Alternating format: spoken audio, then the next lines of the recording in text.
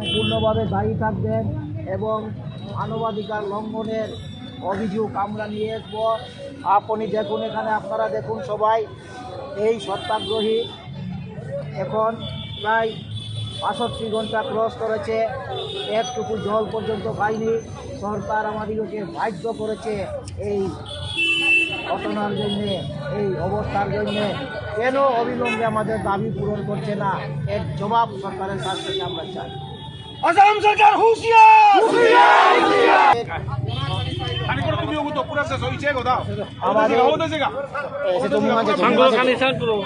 অঞ্জনা রানী শর্মা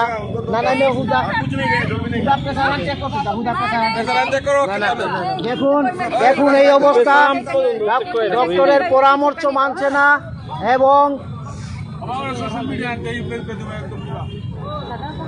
উনি পরামর্শ গ্রহণ করতে চাচ্ছে না।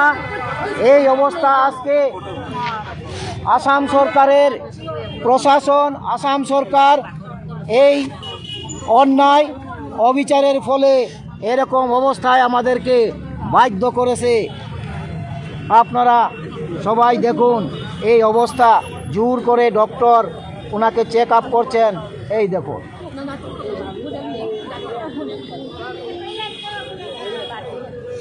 শহীদ সুদেশনা অমর থাক, অমর থাক, অমর থাক।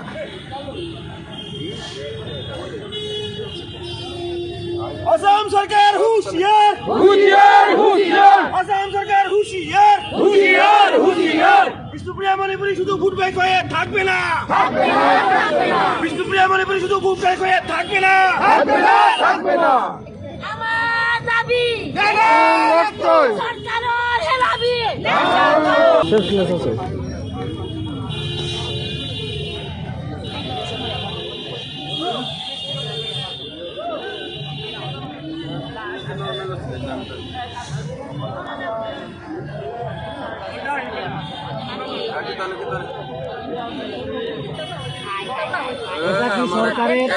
এটা কি সরকার জনগণের এক গণতান্ত্রিক দেশে থেকে এটা কি গণতন্ত্রের জন্য আন্দোলন করতে সরকার যে ভূক্ষেপ, সরকার কোনো ধরনের কোনো ব্যবধান সত্যাগ্রহীকে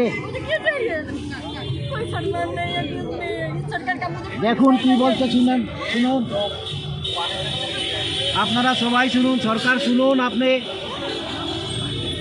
सरकार का मुझे कोई फैसिलिटी नहीं चाहिए, हमारा ये तीनों नहीं देंगे ना, तो मुझे कुछ नहीं चाहिए। दूसरों का लैंग्वेज पढ़ के पढ़ रहे हैं हम, मेरे बच्चे 8 साल के बच्चे पढ़ रहे हैं, मम्मी बेंगोली पढ़ रहे हैं, हिंदी पढ़ रहे हैं, इंग्लिश पढ़ रहे हैं। हमारा कब आएगा? हम लोग हमारा लैंग्वेज में कब पढ़ेंगे? আমাদের সত্যাগ্রহী বলেছেন যে আমি আমার মাতৃভাষা পড়তে পারি না, সরকার সেই সুযোগ থেকে বঞ্চিত করে রেখেছে।